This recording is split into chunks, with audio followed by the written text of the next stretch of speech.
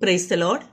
ഇന്നൊരു ദിവസം കൂടി നമ്മുടെ കർത്താവ് നമുക്ക് ഒരുക്കിയിരിക്കുകയാണ്. അതിന് ദൈവത്തെ സ്തുതിക്കുക, നമുക്ക് സ്തോത്രം ചെയ്ത് മഹത്വപ്പെടുത്താം.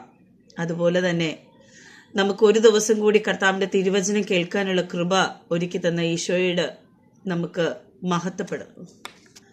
Praise the Lord. ഇന്ന് ഒരു പകൽക്കാലം കൂടി നമുക്ക് ഒരുക്കി തന്ന ഈശോയ്ക്ക് നമുക്ക് മഹത്വപ്പെടുത്താം.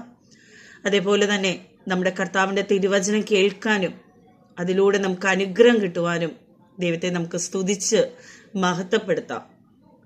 നമുക്ക് ഇന്നോളം തന്ന കൃപകളെ ഓർത്ത് ദൈവത്തോട് നമുക്ക് സ്തോത്രം ചെയ്യാം. നല്ലൊരു ദിവസത്തേക്ക് ദൈവത്തിൻ്റെ വചനത്തിലൂടെ നാം അനുഗ്രഹിക്കപ്പെടുവാൻ നമുക്ക് ദൈവത്തോട് പ്രാർത്ഥിച്ചുകൊണ്ട് ഇന്നത്തെ തിരുവചനം നമുക്ക് ആരംഭിക്കാം. ഇന്നത്തെ തിരുവചനം ഡാനിയേലിൻ്റെ പുസ്തകം 6-ാം അധ്യായം 10-ാം തിരുവചനമാണ്. എന്നാൽ രേഖ എഴുതിയിരിക്കുന്നെന്ന് ഡാനിയേൽ അറിഞ്ഞപ്പോൾ അവൻ വീട്ടിൽ ചെന്ന് അവൻ്റെ മാളികമുറിയുടെ കിളിവാതിൽ യെരൂശലേമിന് നേരെ തുറന്നിരുന്നു. താൻ മുമ്പേ ചെയ്തു വന്നതുപോലെ ദിവസം 3 പ്രാവശ്യം മുട്ടുകുത്തി തൻ്റെ ദൈവത്തിൻ്റെ സന്നിധിയിൽ പ്രാർത്ഥിച്ച് സ്തോത്രം ചെയ്തു.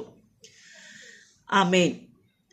ഈ ഡാനിയേലിൻ്റെ ഈ വചനത്തിന് മുമ്പേ നമുക്കറിയാം, ഈ ഒരു 6-ാം അധ്യായത്തിൽ ദാരിവേഷ് രാജാവിൻ്റെ കാലത്ത് 30 ദിവസത്തേക്ക് ദാരിവേഷ് രാജാവിനെ അല്ലാതെ മറ്റൊരു ദൈവത്തെയും ആരാധിക്കരുത് എന്നൊരു വിളംബരം അവിടെ കൊടുത്തിരുന്നു.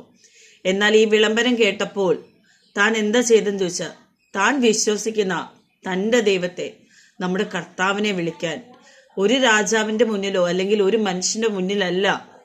അത്രയും ബദ്ധപ്പാടുണ്ടായിട്ടും ഡാനിയേൽ അതൊന്നും ഉൾക്കൊണ്ടില്ല. ഡാനിയേൽ ചെന്നത് നമ്മുടെ കർത്താവിൻ്റെ തിരുസന്നിധിയിലാണ്. കർത്താവിൻ്റെ തിരുസന്നിധിയിൽ മുട്ടുകുത്തി പ്രാർത്ഥിക്കുകയാണ്. നാം ഓരോ മനുഷ്യനും ഡാനിയേലിനെ പോലെ ആവാനാണ് ശ്രമിക്കേണ്ടത്. കാരണം ഡാനിയേൽ ഏത് പ്രതിസന്ധി ഘട്ടത്തിലും നമ്മുടെ കർത്താവിനെയാണ് മുറുകെ പിടിച്ചത്. നാം നമ്മുടെ ജീവിതത്തിൽ ദൈവത്തിന് 1-ാം സ്ഥാനം കൊടുക്കുമ്പോൾ, നമ്മുടെ കർത്താവിന് 1-ാം സ്ഥാനം കൊടുക്കുമ്പോൾ നമ്മുടെ ജീവിതത്തിൻ്റെ സ്ഥാനം അത് മാറി മറിയുകയാണ്. കാരണം നമ്മളല്ലായിരിക്കും ചിലപ്പോൾ നമ്മളെ കൊണ്ടുപോകുന്നത് തന്നെ. നമ്മുടെ ദൈവമായിരിക്കും നമ്മുടെ ജീവിതം എങ്ങനെയായിരിക്കണം എന്നുള്ളത്. അത്രയും അനുഗ്രഹിക്കപ്പെടുവാണ് ദൈവത്തെ നാം മുറുകെ പിടിക്കുമ്പോൾ. അത് എത്ര വലിയ പ്രതിസന്ധി ആണെങ്കിലും അത് തരണം ചെയ്യാനുള്ള ഒരു വലിയൊരു ബ്ലെസ്സിങ്സ് നമ്മുടെ കർത്താവ് നമുക്ക് ഒരുക്കി തരും.